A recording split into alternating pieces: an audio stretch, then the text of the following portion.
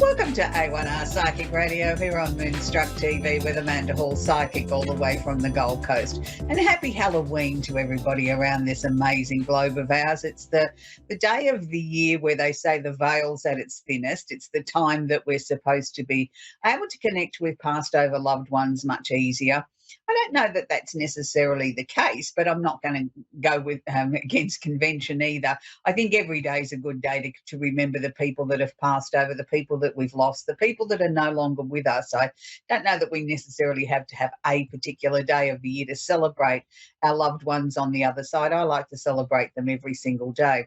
And it's really, really interesting because here in Australia, Halloween's not such a big thing. It's growing by the year, and it's nice to see the smile on the children's faces as they turn up at the door and sort of say trick or treat, and they're all dressed up in their little costumes and everything. It's a really delightful sight. It just reminds me that we've lost some of the innocence of our youth, that, we need to get back to celebrating things, to finding some joy in things, even if it is something as simple as trick or treating or remembering the people that we've lost, or just getting excited for the festive season, to sort of remind us that there should be some joy in our lives, and that we need to be able to focus on some of those sort of things, that those memories that disappear all too quick. It's only a fleeting moment in time over our lifetime of these special events, and I think we need to recapture those. We don't we're all mad with our cell phones and our mobile phones and taking pictures, but we're taking pictures randomly. We're not necessarily taking pictures for prosperity like we used to do, and put them in a family album and go back and reminisce it, when family members came over or special events. I think we need to get back to some of those traditions. Anyway, this week, the Simply Tarot card of the week is not exactly the most pleasant looking card, but it's the card that came out. And at first I thought, I don't know whether I can sort of bring that card on such a happy show. And then I thought, no, this has actually been the tone of the week with my clients around the world. I found everybody has been struggling in some form or another. So the Simply Tarot card of the week is the Ten of Wands. Now, it's weighed down with problems and a very heavy load. And as I said, I work with clients all around the world. And this week's theme has been everybody seems to be struggling. Yes, I know we had a very intense moon over the weekend, and that's part of it. But people are starting to struggle with day-to-day issues, things that they thought that they had sorted out, that they had resolved, are coming back to sort of sit squarely in their lap again. And it's like it's a time where I think we all need to look at what's actually happening in our lives and try and resolve any of those issues from the past, and sort of say to ourselves, okay, this is what I need to do. This is how I'm going to handle it. I need to sort of not avoiding it. It's no point in putting it in the closet or the cupboard. It's time now to bring it out, flop it out in the front, and sort of try and find an easier way of carrying this heavy load. Sometimes just acknowledging it and working with it can make it a lot easier than it would if we just ignored the situation. So that's the Simply Tarot card of the week. Now, this week I want to do a little bit of bragging because it is Simply Tarot's birthday. I brought this set out worldwide 18 years ago, and it's 18 years today, and it only seems like yesterday that this was launched and went worldwide. And I couldn't be prouder of the set. We brought out a book, a DVD, a set of cards, and we took the cards, or we brought the Rider-Waite deck, which was the most popular deck in the world, into the 21st century with real purpose-shot photographs, and we were the first ones to put the basic meaning of the card on the bottom of the card, and it revolutionised the way people learnt tarot around the world. So to say that I'm a proud mama would be an understatement. I'm still very proud, still very excited of our accomplishments, and, there's been many, many other sets that my publisher has brought out since then on the basis of the Simply Tarot set, but that was our original one. That was our original baby with the DVD, and it's still selling worldwide, even though it's been out of print for many, many years now. The people that have still got a little bit of stock like me are still selling, and still selling well. So let's get on to the astrology section. Now, this week it's going to seem as if it's a little bit heavy, and I don't want it to sound as if it's too heavy, but I want to warn you that we have a lot of intense energy sitting in Scorpio at the moment. And anytime we have a lot of energy sitting in Scorpio, it sort of feels as if everything's very heavy. And, that goes very nicely with the card of the week, weighed down with the problems. And the Scorpio energy is asking us to delve deeper It's asking us to dig into our reserves to sort of, yes, we might feel a little bit flat. Yes, we might feel as if the load's a little bit heavy, but at the same time, we can draw on resources that maybe we're not even sure that we own, or that we've tucked away for a rainy day, and now's the time to sort of draw on those resources. So the sun is actually in Scorpio, so happy birthday to all the Scorpios. It's your time of the year to shine and enjoy yourself and party on, and another, and be thankful you've made another year in your life, and look at all the milestones that you've been able to achieve since your last birthday. Now the sun is conjunct or holding hands the next two planets. It's conjunct and holding hands the Mars, the planet of action. Now, Mars is the planet that gets us out of bed of a morning. It's the one that gives us the determination, the drive. Sometimes can be said the planet of ego. I wish the spirits would stop tickling me today, but they're letting me know that they're everywhere. So I do apologize. And it's interesting with Mars sitting here conjunct or holding hands the sun in Scorpio, because Mars sort of really wants to get everybody up off the chair, get things moving, get things, motivated and sort of chugging along at a nice pace. And I'm not saying the sun doesn't want to do that. But when you've got something in a Scorpio energy, it sort of says, now hang on a minute, let's just slow this down a little bit. Let's just take a little bit more stock. Let's just look at this a little bit more carefully. Maybe it's not quite the way that you think it is. And Mars wants to be one of those planets that wants to race, take off at 100 mile an hour as if we're in a racing car track, instead of sort of slowing down and analysing and looking at things. And the Scorpio energy requires that, because it's an intense energy. It's an energy that says, now hang on a minute, we have to make sure that we thoroughly explore this. So it's in a little bit of conflict there, even though Mars is going to try and sort of thaw the ice out a little bit of Scorpio, and Scorpio will try and refreeze it. It will sort of actually all play out and come together. We also have Mars, the planet of action, is conjunct or holding hands Mercury, which is the planet of communication. So if you can imagine, these three planets are sort of holding hands like children do in a playground. So we've got the sun, we've got Mars, and we've got Mercury. Now, Mercury's the planet of communication. Sometimes people are sort of said to if they have the planet Mercury in Scorpio in their natal chart, that's in your birth chart when you were born, sometimes are said to have, razor blades for breakfast, that they can really sort of cut people down to size if they really feel you need a good talking to or a dressing down, or sort of, bring you back into reality. You talk to somebody that's either a Scorpio or somebody that's got Mercury in Scorpio, because they'll certainly do the job. So we have to be careful here, each and every of the 12 signs, to make sure that if we need to have a serious conversation and it's the time to do it, and we feel that, time's running out and it's the perfect time to do it, make sure that we put a little bit of sugar on top of the acidy sort of conversation that we're going to have. Sometimes, that age-old song, a little bit of sugar helps the medicine go down. Well, that certainly works here. So we need to be aware of that, even though the conversations may be intense, may be detailed, may be very necessary, may be something that we're very passionate about, and, we might get a little bit hot under the collar about it, we need to make sure that we put it across in such a way that it's non-threatening, it's not aggressive, that we're putting it across in a not so much a softer way, but in a more palatable way, so that we don't get the other person's guard up or their back up and they sort of just automatically shut their ears down because they don't want to listen to what's being said. But if we put it in a more palatable way, then I think we will actually get better results out of this. Now, I know I said it's going to be fairly intense, and it is, because now I'm going to turn around and suggest to you those three planets that are holding hands in the playground are now sort of like at war or at opposing forces with the planet Jupiter sitting in Taurus. So what this means is Jupiter is the planet of expansion, opportunity, and luck.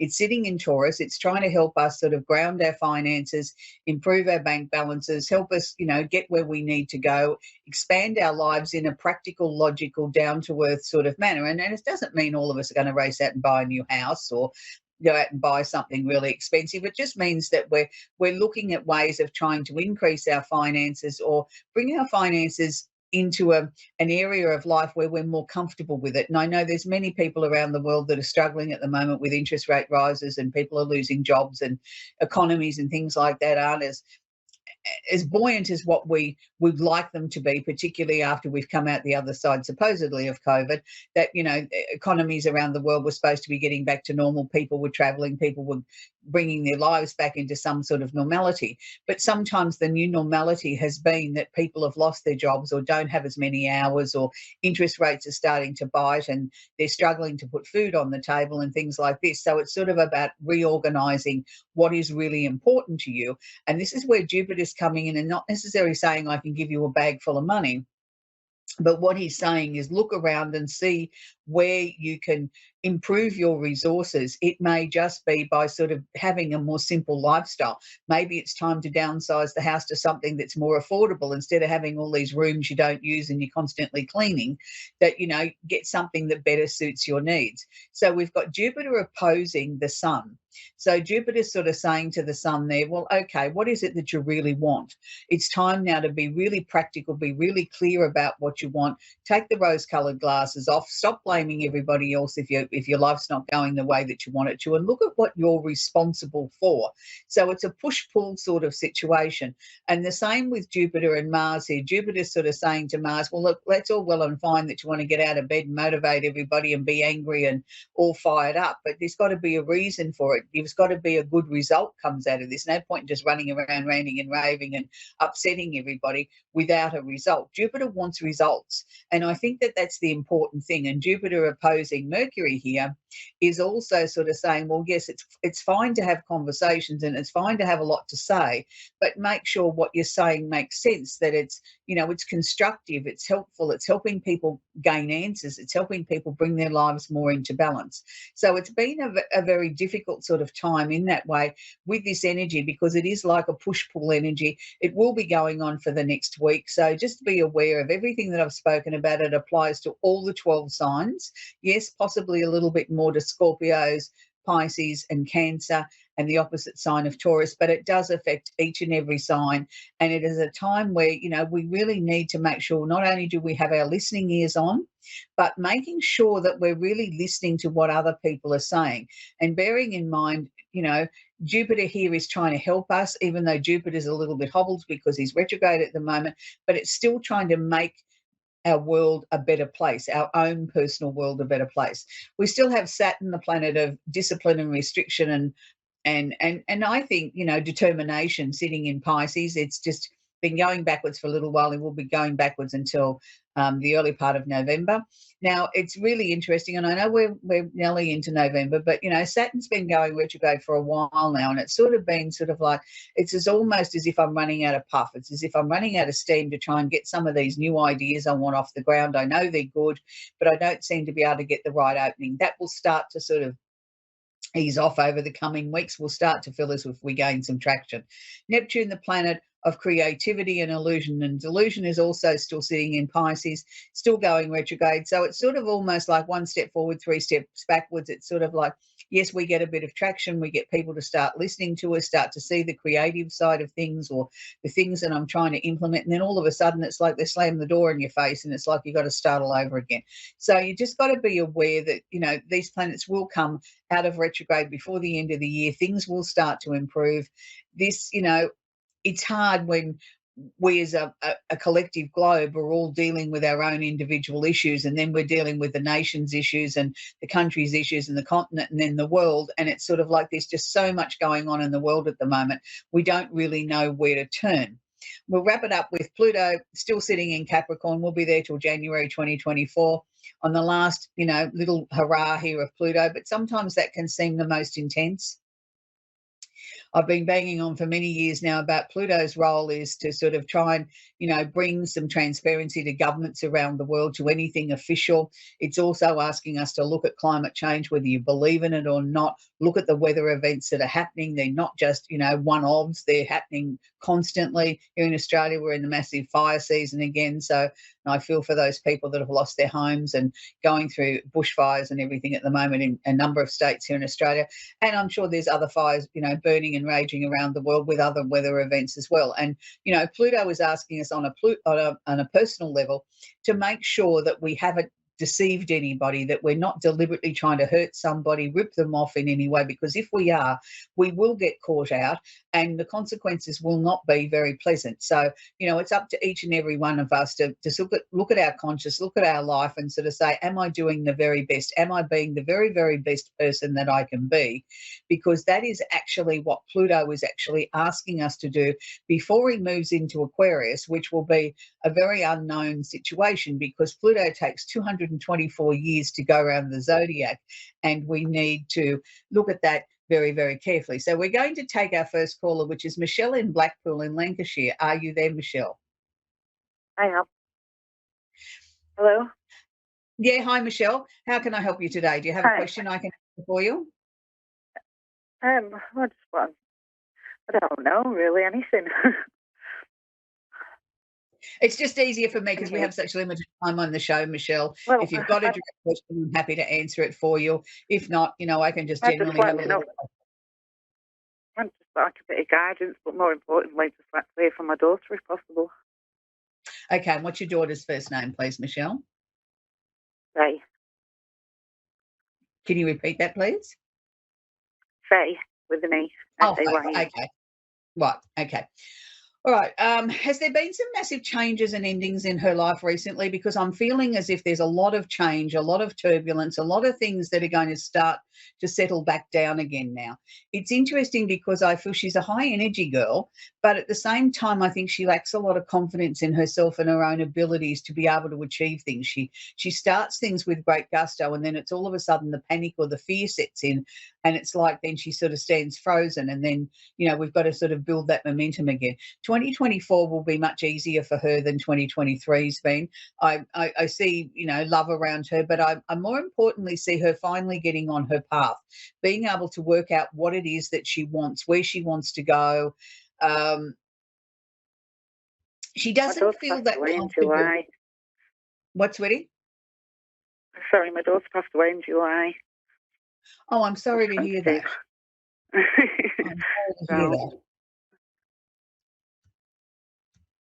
Well, she's coming through to me as if she's still got things that she wants to achieve. So, I appreciate she's on the other side, but I think she's trying to give you a message, Mum, that she's there, she's happy, she's working through the issues. So when she was here on Earth, was there a lot of emotional issues that she had to try and sort of come to terms with? Yeah. She did. I think what she was trying to do was try to put things I think she was trying to put things into a positive spin for you as her mother to let you know that, she's doing okay on the other side, because the way she was sort of presenting it to me as if she was still here and this is what I'm doing and that's what I've been doing and I'm working hard at things, and that's good because, they do have roles and work they do when they go through the other side. They don't just go over there and party. So, she's around you all the time. I'm so sorry for your loss. It must be something that is unfathomable, how you move past this, how you honour your daughter and still at the same time try and get on with living in some way. I really don't know how you do that when you've lost a child. It's something that's quite devastating, I'm sure. But just know that she's with you. She's at peace now. She loves you, but there's a dark-headed man around her in spirit. Was there a male friend or a boyfriend or something that she was very close to? My sister's partner, he passed at the same age. Right. That must be who she's with. Okay, that must be who she's with then. So, all right, yeah. That's where she is, Michelle, but I'm going to have to leave it there. But look, my heart goes out to you. Just know that she's okay. She's with, your sister's partner, and she's flourishing. I mean, there was just so many things here. There's nothing you could have done to prevent this. I think that's the message that she wants to share with me, that, you couldn't have changed what happened. It happened. And, she's at peace now. That's what she keeps telling me. She keeps telling me she's at peace, and she keeps showing me an orange balloon, and I don't know what that means in anything. No, not sure. Normally they give me a bunch of flowers or something to give you, but she's giving me an orange balloon. Well, Blackpool's orange, so I don't know if that's irrelevant. The football's orange. Yeah, So look, it might come to you maybe. later on at what it means, but it maybe it's a pumpkin. Maybe she's just trying to show you that she's happy and she knows what day it is, and she's part of the festivities. I'm not sure, but I just saw a single orange balloon being let go up into the sky. Like sometimes do at funeral services and things like that. They let balloons go. This was a single one, so Yeah. I'm going to leave that with you, Michelle, and I hope that your year gets a little bit brighter for you.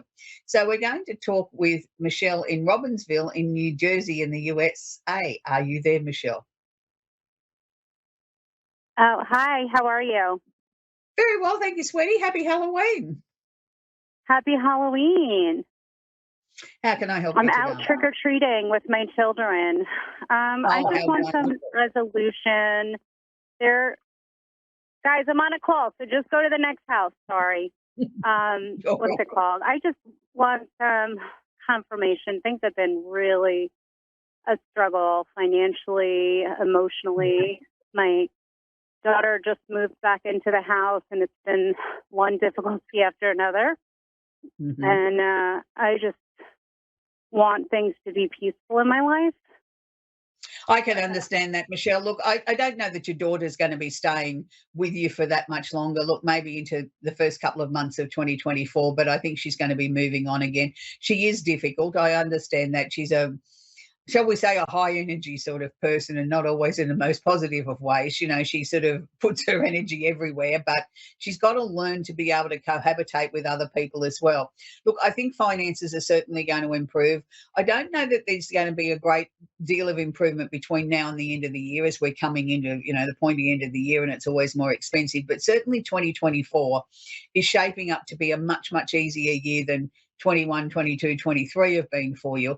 And it's like finally you can sort of exhale, you can sort of breathe out and say, yes, finally I feel like I'm gaining some traction, I'm getting somewhere. There's a lot of spirit activity around you at the moment. There's lots of people sort of jumping in and out, just sort of saying hi, waving and all this sort of stuff. Too many people for me to try and share with you. But just know that your family members on the other side know the struggles that you've been going through. They're working really hard to try and help you sort of get your life into a better place. They keep saying to me that you've got tears that you're not releasing. Is there, have you been fighting back the tears? You're trying to be strong? Oh, yeah, trying to be strong for my children, 3 of them. I'm going through a divorce. Things have been really difficult. And my daughter moving home, it's just been like my whole world was shaken up and down. And both my kids have like mental health issues and suicidal this past spring. And it just was really stressful having them both attempt a day apart. So it was, it really sent my finances in a tizzy because who was yelling? Sorry. Okay. All right. Okay. I'm sorry. No, Guys, go back to the lady. This lady's just screaming at me. You're fine. Go back to her over there, please. It's good to see the children are out trick-or-treating, and that's what the show's all about, is, things happening in real live time, and as being a little tiny part of your family for a few moments. Look, I know things are going to get easier. Look, once the divorce has gone through and we've got that sort of completely final and in the rear vision mirror, you're going to start to feel as if you're back in the driver's seat again of your own life. I mean, I appreciate and understand the struggles you've been through with your children, with their mental health issues and things like that. You can't blame yourself for that. Nobody has answers at why this happens or why somebody's children end up in this state. It's not your fault. It's just sometimes a chemical imbalance or other, factors that create this. But what I was seeing was your children are starting to come out the other side of that now. I think you can sort of start to breathe a sigh of relief there.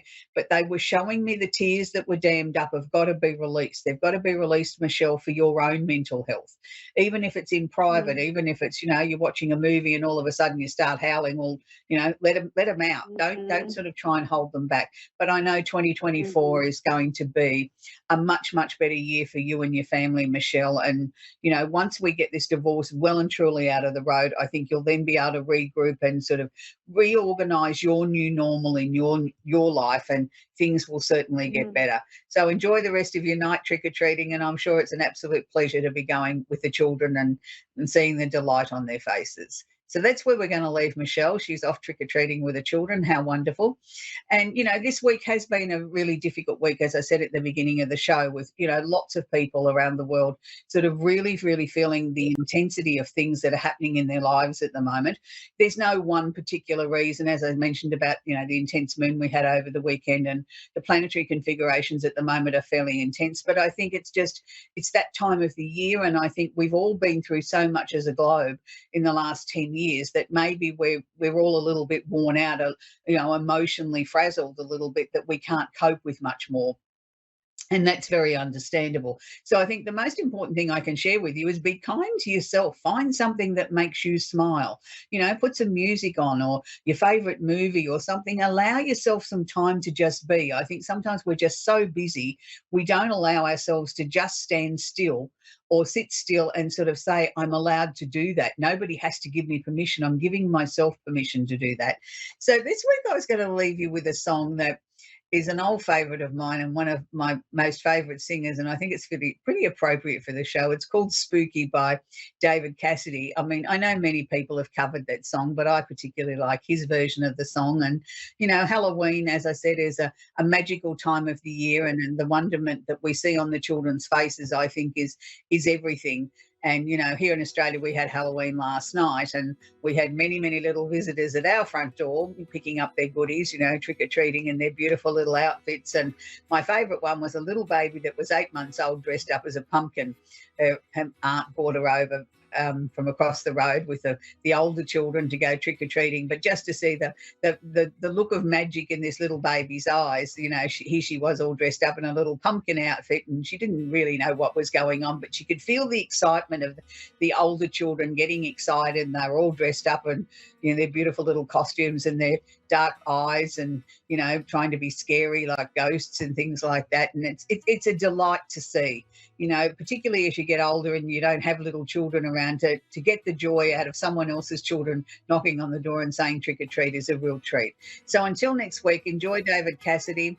I know you're going to really enjoy that version of Spooky. He does a really beautiful version, particularly if you can look it up on YouTube, with those beautiful, gorgeous hazily green eyes of his, really looking quite dreamy and handsome.